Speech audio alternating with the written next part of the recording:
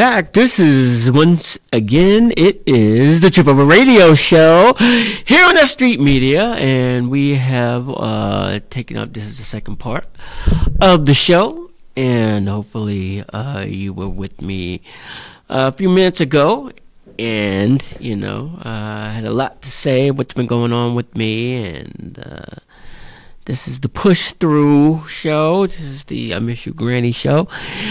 And once again, S.STREET Media, Triple Radio Show, your boy Will BK. And this is what's happening here. And it's also Grammy night. I forgot to even mention that the first time that it's Grammy night. So I know there's a few boycotts going on. I know the Weeknd is boycotting. I know Beyonce didn't show up. But just a few quick honorable mentions. Beyonce, I know Blue Ivy won one. I think Beyonce won one. Well, Beyonce won one. Blue Ivy won one. Megan Thee Stallion won one. Nas, shout out to Nas for winning a Grammy. Ledisi, she got her first Grammy tonight. So a lot of people are there in force representing. I haven't seen the Grammys yet, but I just heard through the grapevine. All these people have won, so shout out to them for making it happen and whatnot. So we're gonna go back to a couple more things on Trippy News that I forgot to mention. One of the things I wanted to mention.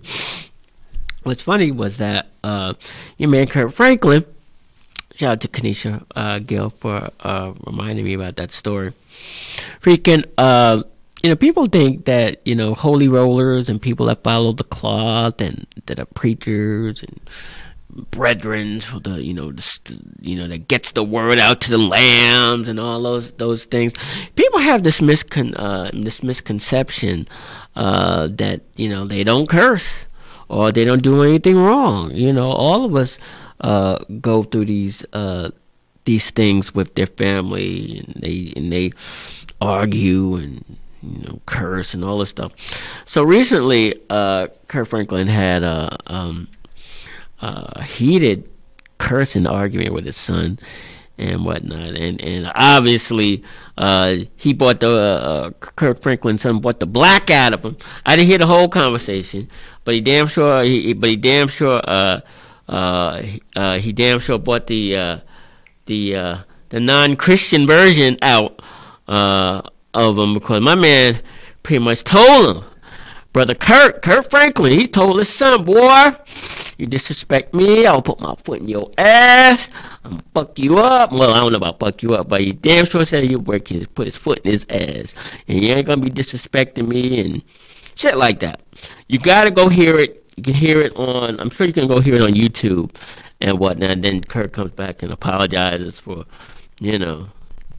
and, you got caught out there, man. I'm like, but Joe, it happens. I'm telling you, even, I mean, for those that really practice religion. I mean, I'm not a religious person. I'm a spiritual person, but I'm not a religious person. But shit, even the Creator gets angry. I'm sure he gets angry as well. And I'm sure in his own way, he speaks out of anger too, in the sense of, he lets people know, like, vengeance is mine. Of course, he still says it in a way where, hey, what's up, honey? I'm sure he still says it in a way where he lets you know he's pissed off, so Kurt Franklin ain't beyond cursing and wanting to put his foot in his kid's ass. That's just about any parent shit. You know what I'm saying? It happens to all of us and stuff like that. Should he apologize? I don't know. I say, just let people know I'm human too. So, hey, so what are you gonna do? What are you gonna do? His son, that's fucked up that his son released that video of it. I mean, that's kind of messed up, but so that's why you always got to watch out for certain people, even with your family, because everyone's not going to be in your best interest when it comes to stuff like that, whether you're arguing, doing drugs, drinking, whatever it is. Everybody isn't always going to everybody's not going to always keep some of those sacred moments sacred. You know what I'm saying? And I just think it's whack when you go ahead and you put, you know, stuff like that on blast for people to hear. You know, stuff like that. You know, like if you're doing drugs with people, you know, y'all break bread and y'all do the stuff together, and then for them to kind of just put you out there like that, that you know that you do it or whatever. It's just like stuff like that is just really messed up to me. You know, stuff like that. So I don't necessarily, unless there's something in it for you that you're really trying to establish, or someone really hurt you, or somebody really tried to, there's got to be some true value out of doing it. But if you're just doing it because you're just a dick sandwich, then it's just fucked up to me. And stuff like that, man. You're trying to ruin your pop's, you know, career. That's what it sounds like you're doing. But I guess everyone's had their own method of madness. You know, what do I know? You know what I'm saying? So, shout out to you anyway, Kurt Franklin, because it shows like you're the rest of us. And I don't have any kids, but if I had a kid who was disrespectful, he wants to talk that shit, and you want to put your foot in his ass, ain't nothing wrong with that. I'm sure the creator will understand, but you just can't say those things. You know, you get caught out there. You can't. It's hard to take back, especially when you're a Grammy Award winning gospel singer and stuff like that. But you know, I'm sure some of his gospel brethren will be able to relate, because I'm sure they got kids that they want to fuck up, or a spouse that they want to fuck up. You know, it happens. So shout out to Kurt Franklin. Yeah. And a couple other things that's just been happening and stuff like that. I forgot what I was gonna say about that. There was something else I was gonna say. There's so many different things that I have. Oh no, I didn't mean to do that, but I did do it anyway. So hey, that's what I get for trying to be. That's what I get for trying to be slick. I tried to do something real slick, but I fucked up my shit, the whole thing altogether. So yeah. So shout out to my homegirl Timbisa, M Shaka, that's worked with Nas, homegirl, and. Shout out to everybody, before I forget, because I know I said that I wanted to shout out to I don't know how the hell Kanye keeps winning these fucking Grammys, man. I don't get it. I don't get it.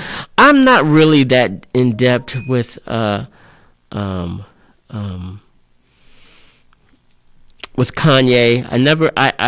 I never really have been. But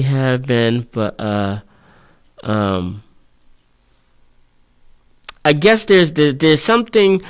There's something cultish about Kanye that certain people just love him for, and then there's certain things that is just I'm not gonna even try to. But there's something definitely something cultish about him, and he still keeps pulling out these Grammys out of his ass. So hey, shout out to you, Kanye.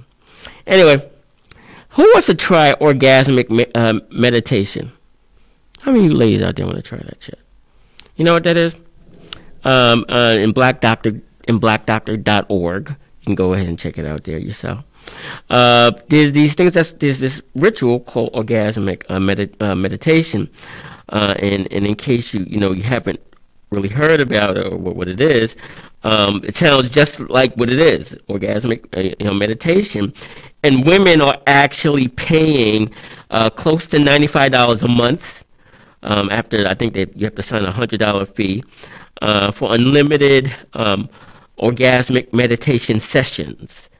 And pretty much what's the difference between orgasmic meditation and masturbation, as they say.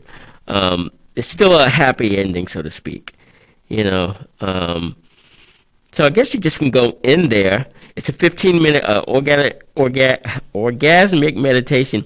It's a 15-minute consciousness practice where a person strokes the upper left hand quadrant of the woman's clitoris, their clit, and with no goal except to feel good. So pretty much it's just someone rubbing your clit, and you just lay there, and someone is just doing it for you. And it's like the explosive thing is once you come, I think it can last anywhere between 10 and 20 seconds.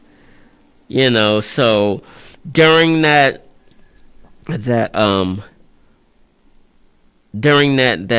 pleasure session, you get to get off like I guess it's a big get off. So I mean, hey, that's what's up.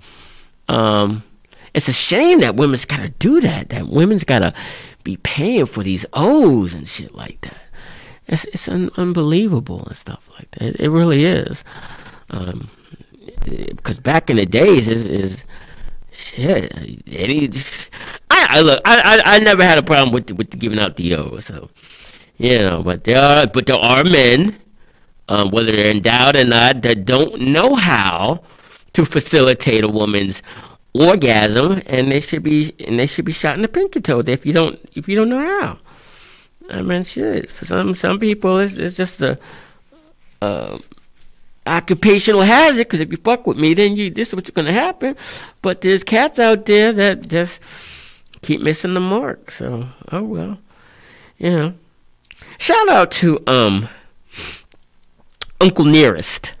If you're not familiar with Uncle Nearest liquor, Uncle Nearest is a whiskey, and it's named for a slave who actually mentored Jack Daniel.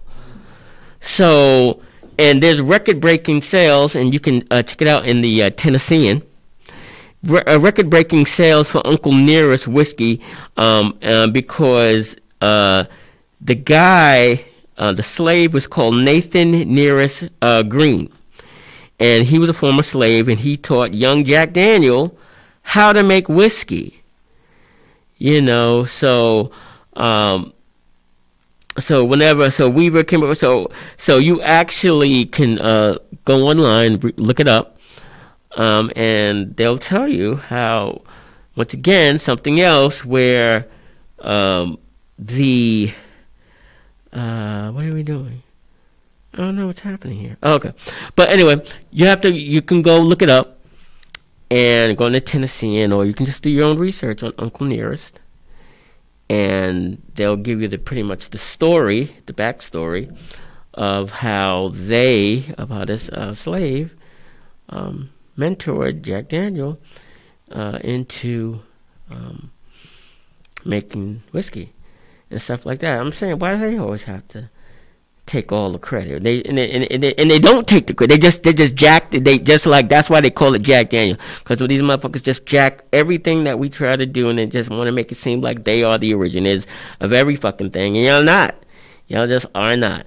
You know what I'm saying? So, shout out to them. I'm gonna reach out to them, and I'm going to see if we can somehow get a representative from Uncle Nearest on here, or I'm going to at least try to see where can I find that whiskey any place. That is going to be cool to have that here. I heard it's really good. Like I said, it's record sales on it. I wonder if it's hit the open market yet to invest in it. That'd be definitely cool, because I do drink. Not everyone on the show drinks, but I do. So there's no shame in thy game, party people. Yeah, so definitely going to look into that and stuff like that. And then if you're going to invest, also, like I said, there's other products and services out there that are black based and owned, and you need to go ahead and support those folks, buy black. You know what I'm saying? We definitely need the support, and just don't allow the government to just keep food, spoon feeding us this little bit of money they give. Definitely we have to start as the turn of the century is coming. It's cool to invest in black. So definitely, we all definitely need to do that. Whether it's internet radio stations, whether it's whiskey like Uncle Nearest, whether it's black sexual products like Yoni. Shout out to Dr. Mita, Dr. Mita Leacock, my former boss. Love Mita. She has a Yoni machine. I definitely gonna ask her to come through, and maybe she can bring her Yoni machine. Maybe we can have a little demonstration. That'd be kind of cool. So we're definitely gonna look into that, see what that's like. Definitely, I'm working on trying to get Dr. Carl Hart here on the show because he's had this book. I'm still reading it. Drug Use for Grown-Ups, and pretty much it's like I said before, it's a book for people who pretty much are like functional users, and how are you able to still maintain like a happy life in a normal society by being a drug user. One of the things from one of the world's foremost experts on the subject, a powerful argument that the greatest damage from drugs flows from being illegal, and a hopeful reckoning with the possibility of their use as part of a responsible and happy life. So what he's saying is that you can be a functioning drug user and still have a normal, happy life by being a functioning addict. So definitely, it's something that is, if you are a drug user in whatever capacity that is, or you want to keep it hidden or whatever, definitely you should check out drug use for grown folks. So yeah, so all these things, there's so many different possibilities and probabilities out there for us to follow and use and stuff like that. There's no sense of going through life anymore and I can't. We've already are going through this whole period with the pandemic of the can't, stay away, that's the whole message, been for the last, year is stay away, social distancing, mask up, 6 feet apart. So every particular direction of interaction is being enhanced by staying away and stuff like that. So everything, but it's opening things up a little bit. Definitely opening things up a little bit, but you definitely still have to be safe and whatnot. So, what are you gonna do? What are you definitely gonna do and whatnot? So it's you can't even party and like you used to anymore. You can't just keep, everything has got to be thought out and thought ahead. When it comes to things that we intimately do that will bring us some type of pleasure. Everything is about pleasure. It's still top of the priority list in terms of something that we want to ultimately feel, and that's always about feeling good, because like I said before, and as I've always learned, that feelings is the universal language of what our heart's desire is. Feelings, that's the only thing that we truly all share collectively together. And the thing about it is that you don't necessarily have to know a person or ever see them or whatever, but there's something about feelings when it's instinctual. It's something that you can pick up. It's something that you could you could pick up easily, whether it's directly, indirectly, whether it's someone's facial, you can buy something. Just But you definitely, it's something that can be shared. It definitely can be shared. Hey, Stacy, how you doing? I haven't seen you in a long time.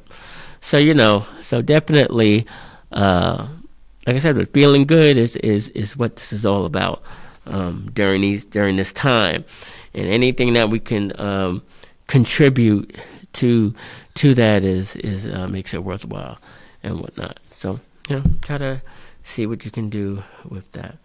Because we haven't been anything that we can find that feels good is coming in very infrequently. So hey, what are you gonna do? You can't even masturbate without washing your hands 2 or 3 times. You can't put your fingers in people's mouths like you used to. You can't suck on people's this or that, or everything is going to be coming into question. To wash your hands 20 seconds, to do chew, or nah, B, I can't do that. So everything is going to come into play nowadays in terms of putting your fingers in something or on someone or stuff like that. You know what I'm saying? So we have to make the best of what we have and whatnot. So yeah, this is the new societal order that we're living in right now. So what are you gonna do? What can you do? What can you do? So yeah. So anyway, we're about to take another quick break. I'm really hot, man. It's really hot in this motherfucker. Well, I'm hot because I got on all this stuff. You know what I'm saying? Anyway, I don't know. We'll be back in a few more minutes. It's Triple Radio Show, an alternative means of psychedelic masturbation, here on S.STREET Media. And I'll be back one more time in a second. Alternative means of psychedelic masturbation. Your boy, Will B.K. Be right back. Yeah.